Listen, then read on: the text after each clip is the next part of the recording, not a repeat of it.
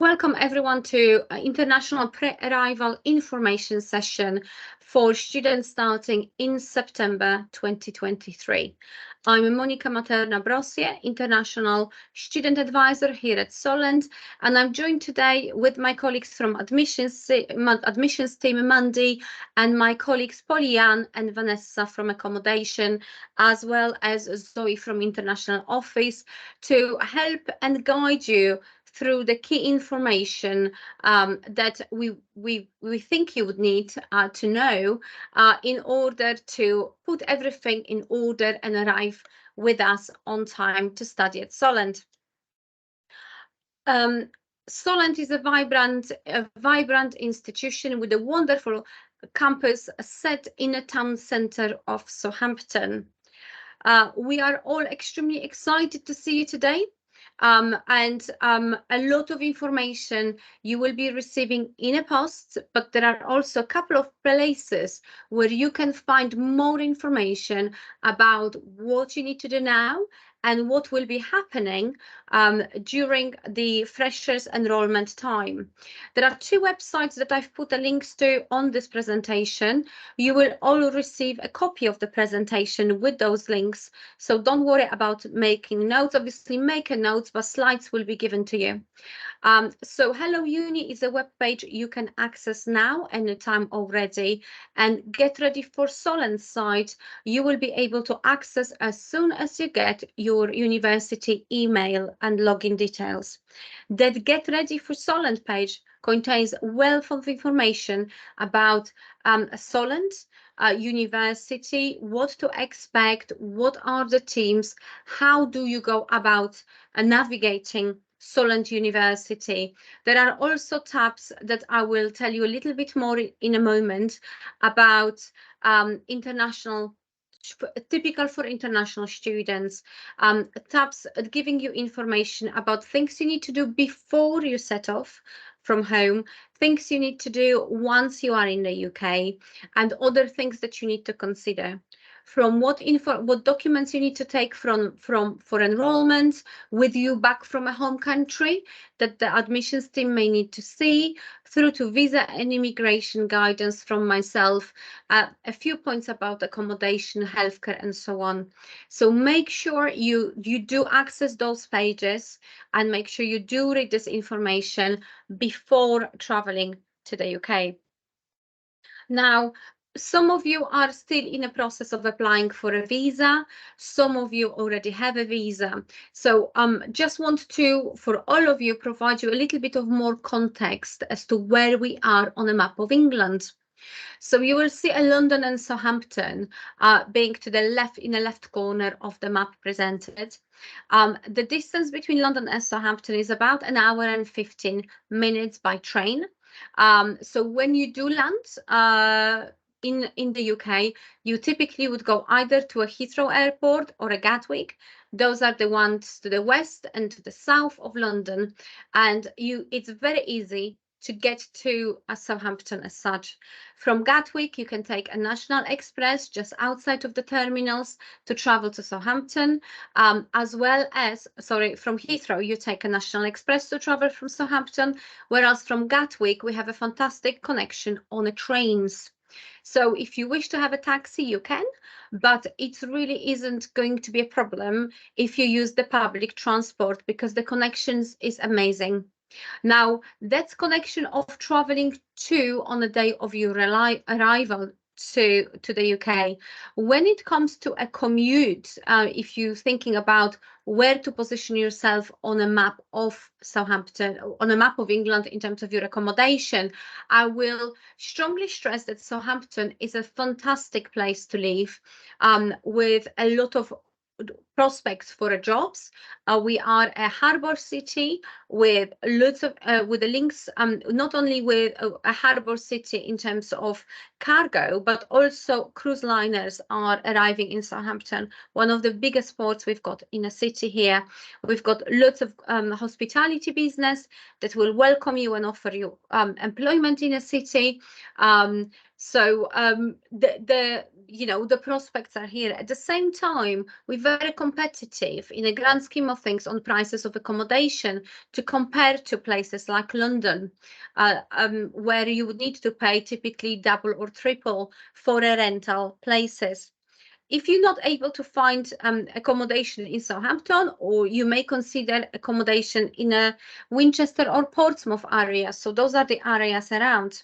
And what I would like to draw your attention to is the fact that those places are really rich in heritage. There is lots of history behind them.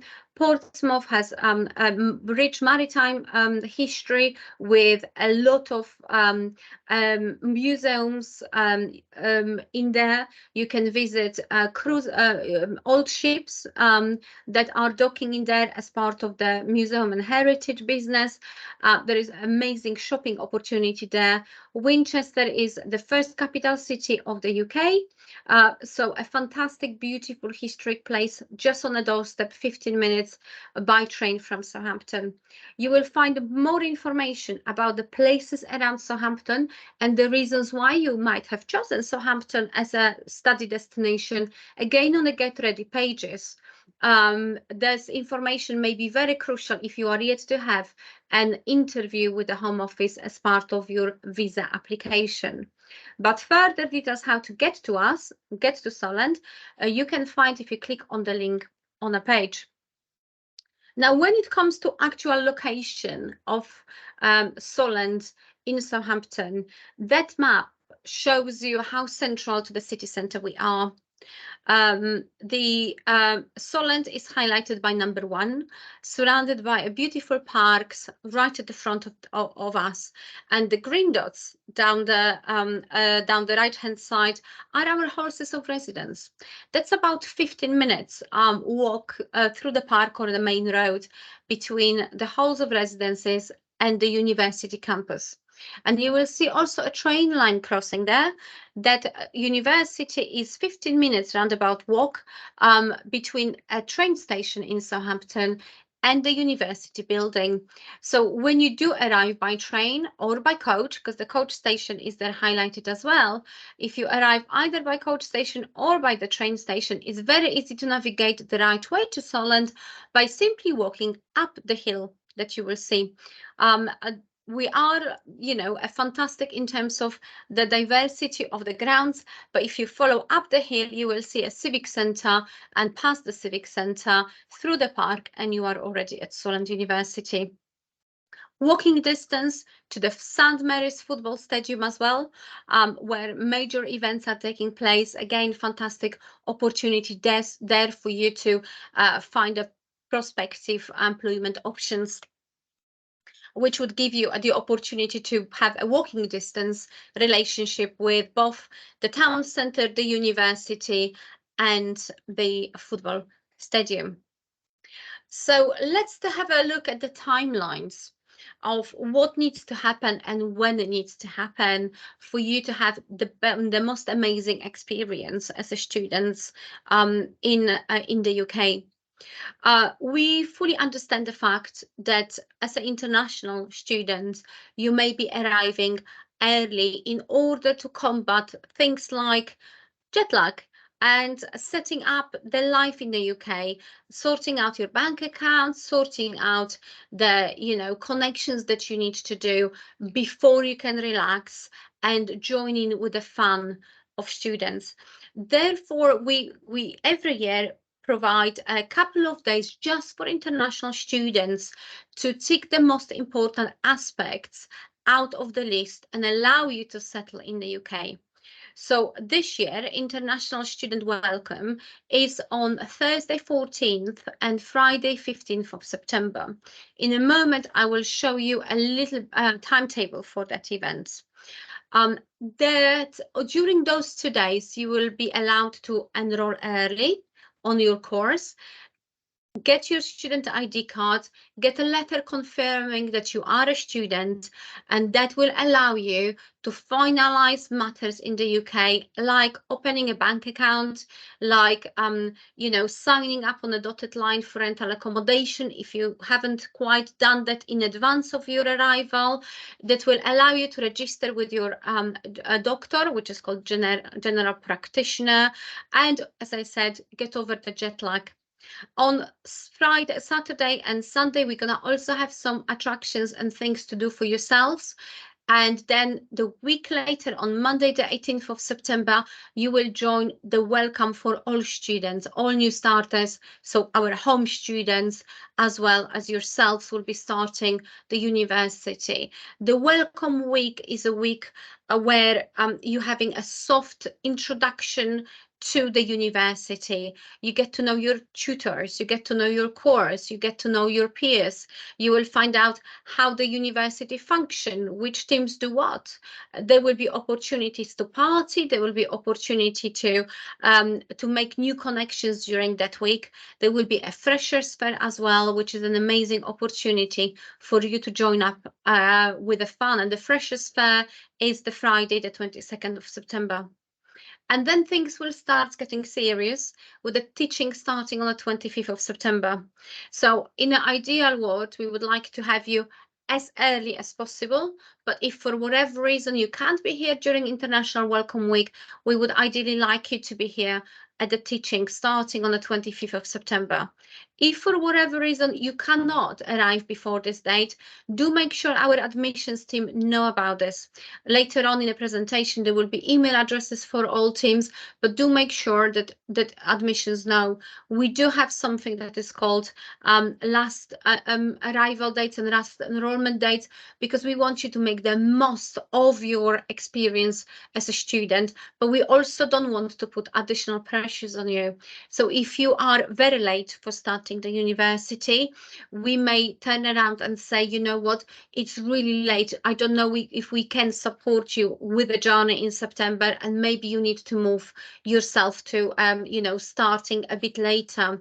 Now, I'm saying this to you not to scare you, but to tell you that it is important, if you haven't yet applied for a visa, to consider the other options, like the priority and the super priority service.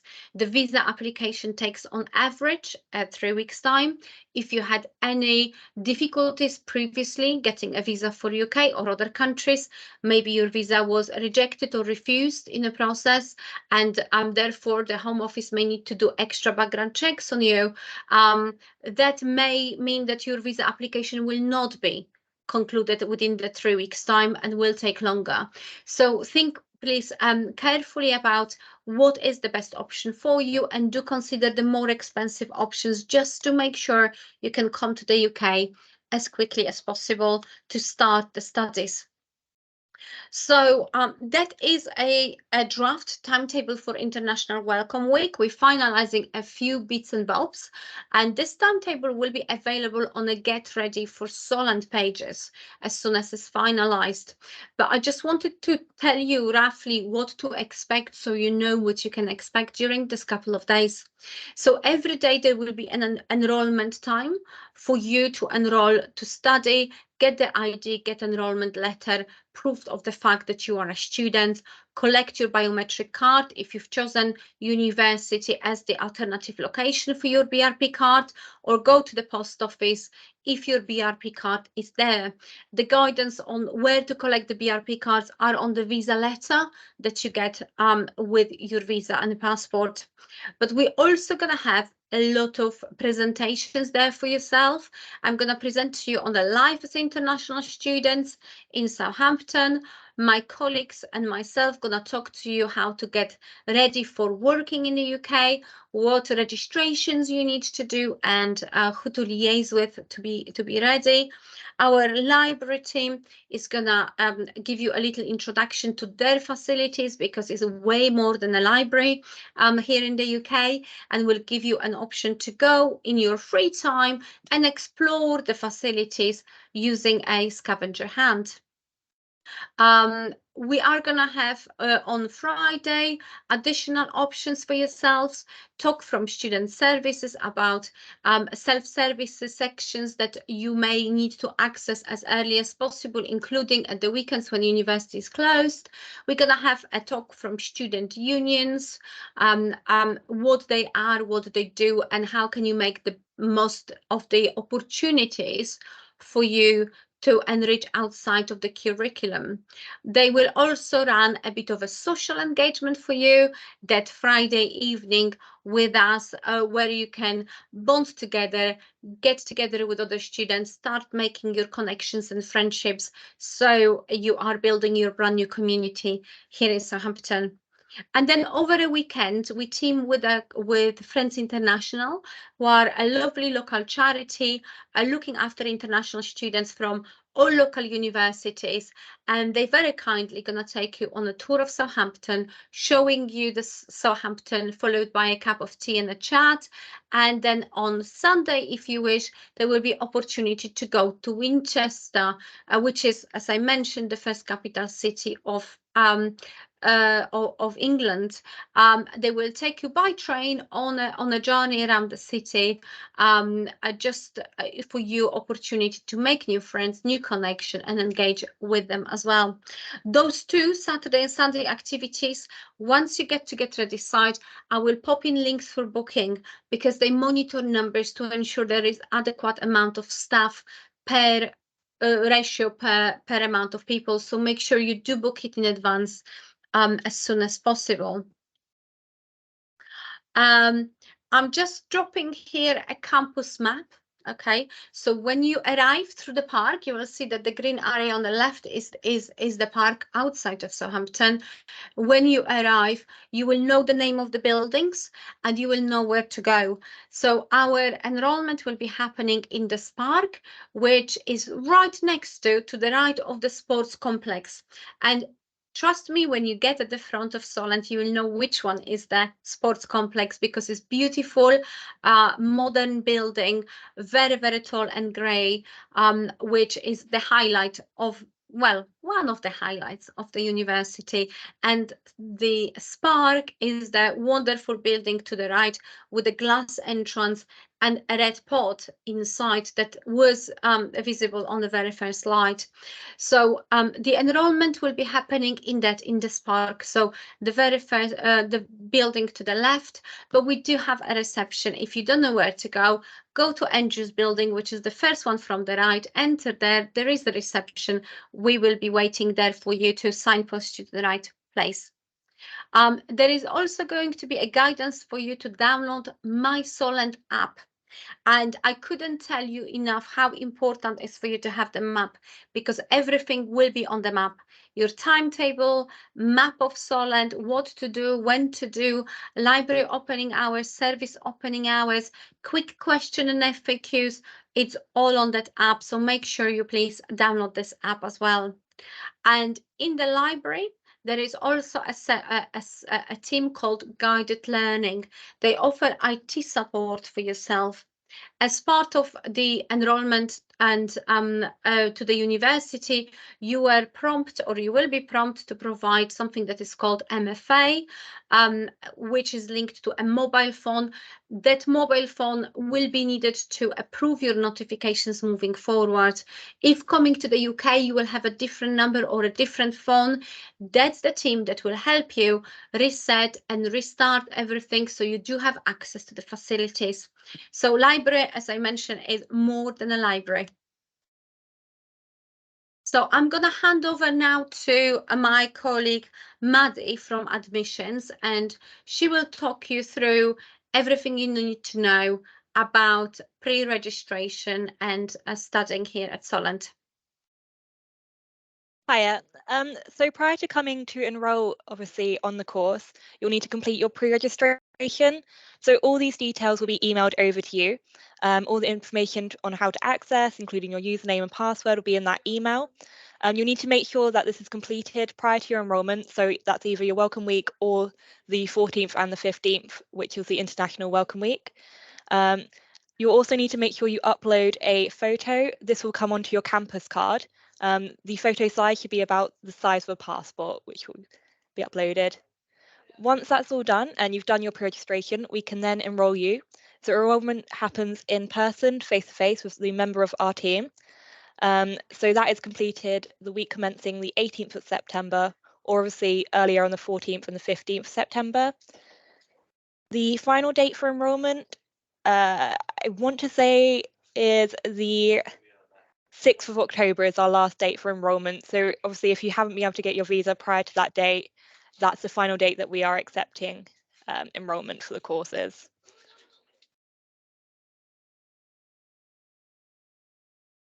So when you come to enroll, you need to make sure you have all your documents. So you need to have your passport, your original qualification certificates. That includes the transcripts, if obviously you're coming onto a master's course, a copy of your visa and home office letter, and then also your visa and BRP card, as we'll be taking photocopies of these documents. We also need to make sure you have a copy of your plane ticket so we can make sure and check the date that you arrived in the UK.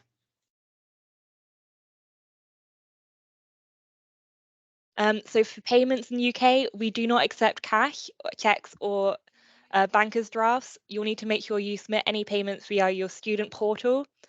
So yeah, you need to make sure obviously that's all done and ready to go. Brilliant. Thank you so much, Mandy. One important aspect on the payments in the UK, guys, is that a lot of businesses following the pandemic decide to take the cash only. So if you want a Starbucks coffee, they no longer accept cash. And therefore, a request for you before you travel to the UK, can you please make sure you do have a valid credit or debit card that you can use during your first weeks before you open a UK bank account. It may take you 2 to 3 weeks to open that account, so make sure you do have access to an alternative payment method to use during that time. And also, once you've opened a bank account, the international transfer can take up to 10 days if there needs to be a clearing process in between. So really try to budget in a way that you do have access to international cards for about a period of about 5 weeks. I do have a link on the Get Ready Sol page to a banking pages which suggest international bank account if you don't have one at this stage, so make sure you have a look there. Now we're going to move on to the accommodation section where my colleagues will give you more details about the options on living in Southampton.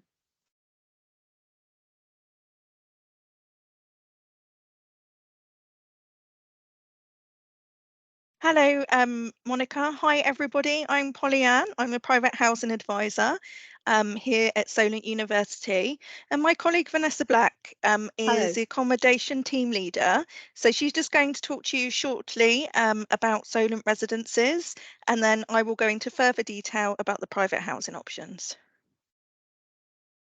Okay, well, we have 5 modern self-catered student residences in close proximity to each other. I think you've had a map previously that Monica mentioned. There is a real, because they're quite close together, there's a real community feel. They're about a 10 to 15 minute walk. The nearest one is about 10 minutes and the furthest one away is about 15-minute walk, and they're all about 5-minute walks to the city centre, so they're all very close to the university and to the city itself, so you're close to the shops. There's a big IKEA close by, there's lots of different supermarkets to buy food from, so we are very close to the city as well. The bonus with our accommodation is you do not require a guarantor.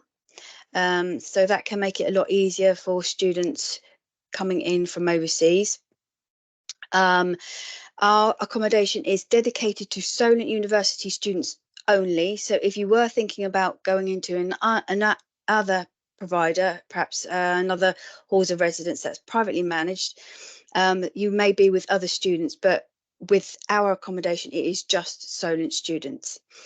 We used to have varying contract lengths, but at the moment we just have the 41-week contract length. Starts on the 14th of September and finishes on the 1st of July. There are options to stay over the summer, there'll be more information on that later on in the academic year towards May.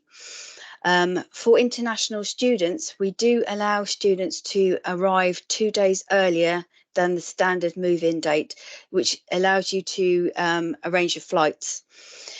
So you can move in from the 12th of September if you're moving into our residences.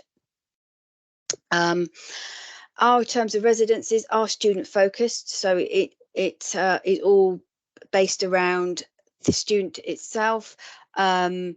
If, for instance, you decide to withdraw from university for any reason, we hope you don't, but if you do, we do have a 4-week notice period on our accommodation if you've withdrawn from university.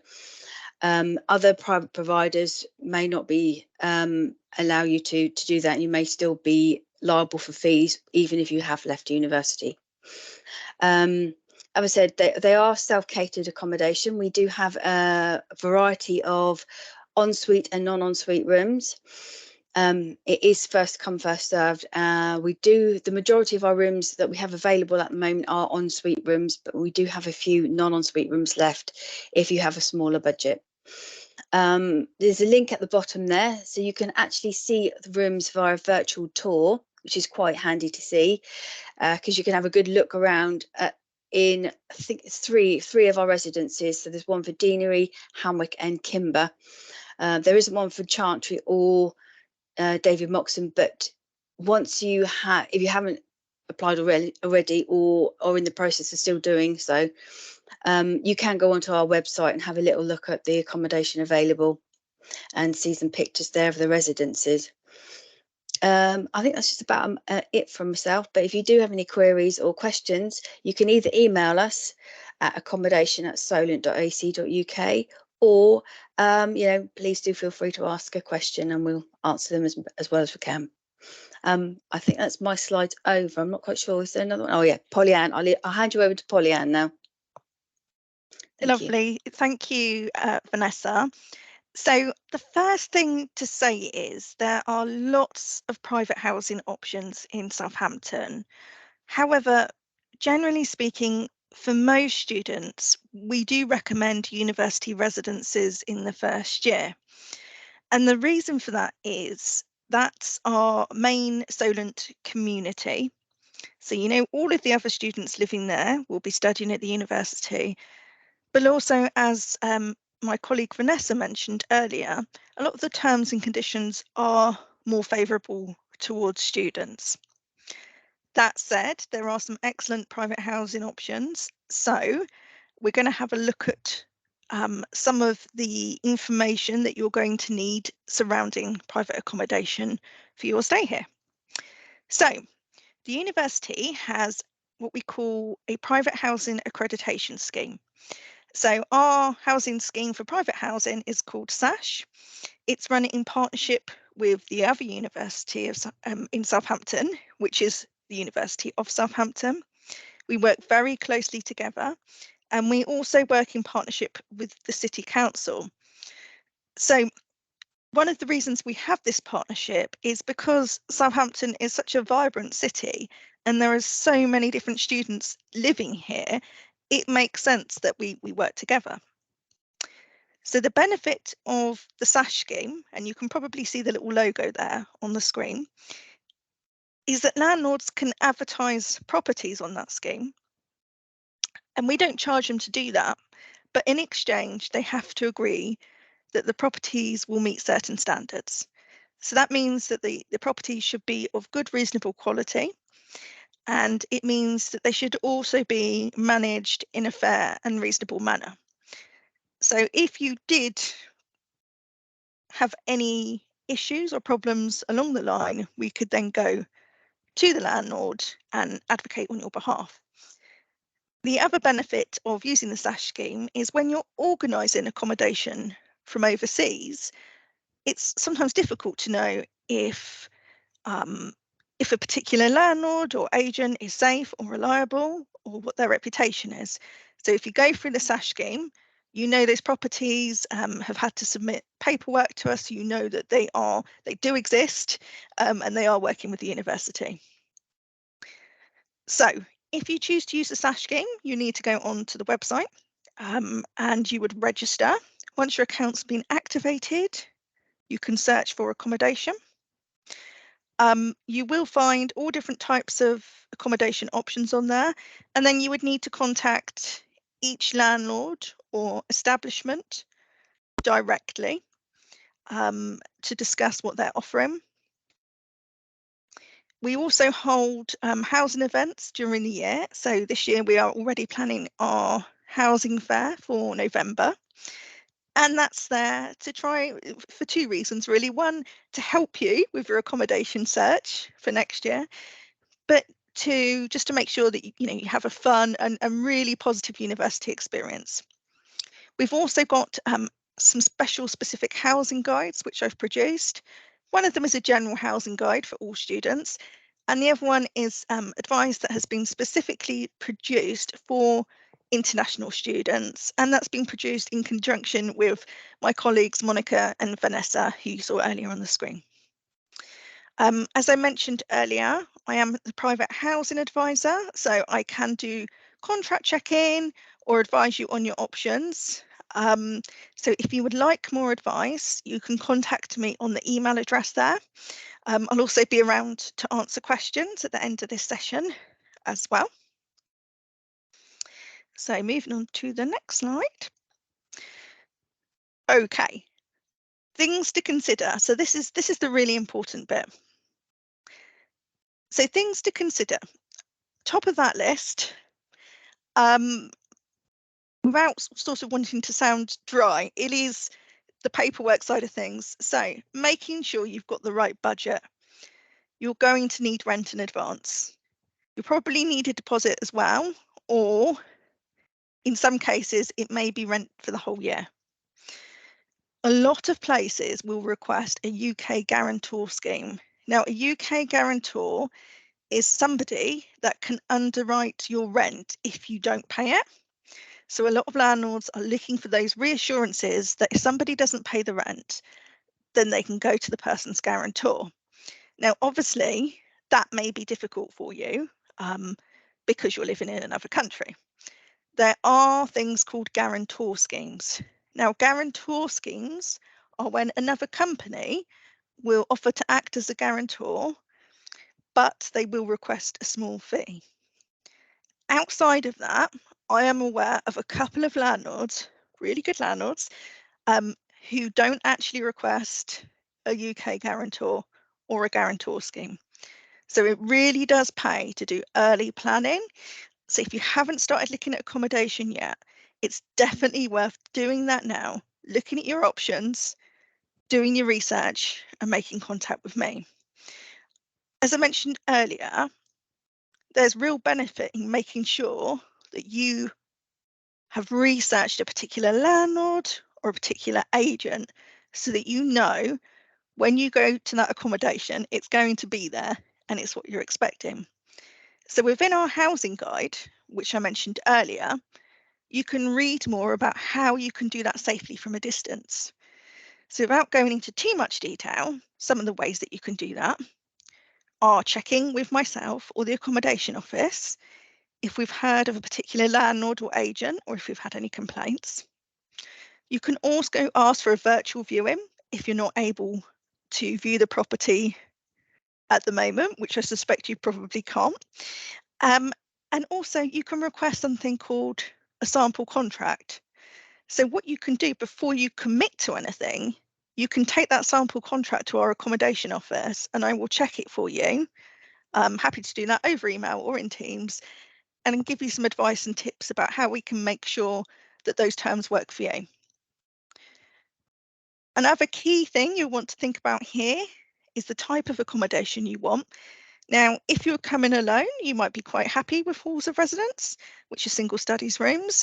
If you do happen to be coming with a dependent, then you would be looking more at private housing options on the open rental market. In terms of the different kind of physical property layouts, we have options of shared houses. We have options of what we call private halls, which are more your sort of swish studio apartments, or even shared cluster flats. So you may live with other students, but it's to what we call a hotel style or a hotel standard of accommodation. There are also options where some landlords let out a room in their house, and we have other options which are more budget style. So there's lots of different types to think about. However, just so we're all clear on the situation in Southampton, it is a very competitive market.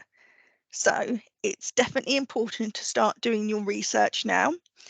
And we always say, find accommodation before you arrive. And there are lots of tips and checks that we can do to make sure that that accommodation is fit for what you need. But if you arrive here without accommodation, it's going to make life very awkward for you. So for the best experience, start planning now. As I mentioned earlier, you will be asked to sign a contract. It's quite likely that the contract terms, which are based on law, are different to those in your home country. So I would advise you to contact me for advice on those if you're not sure, if you haven't got anyone that you can ask. And we can check things like making sure it's a suitable length for you and that you don't rush into anything that you're not sure about. So thank you for listening to that section. That was a very, very brief overview. I think if there's two things you take away from that, I would say they are plan, plan and more plan. And if you need support or you need help, contact us in advance. That's what we're here for. So I'll be around for more questions at the end of the session. Monica, is that your question and answer base? Absolutely, yes. Yes. Yeah. So what I'm thinking of doing now is stopping the recording and giving you guys a voice as well. So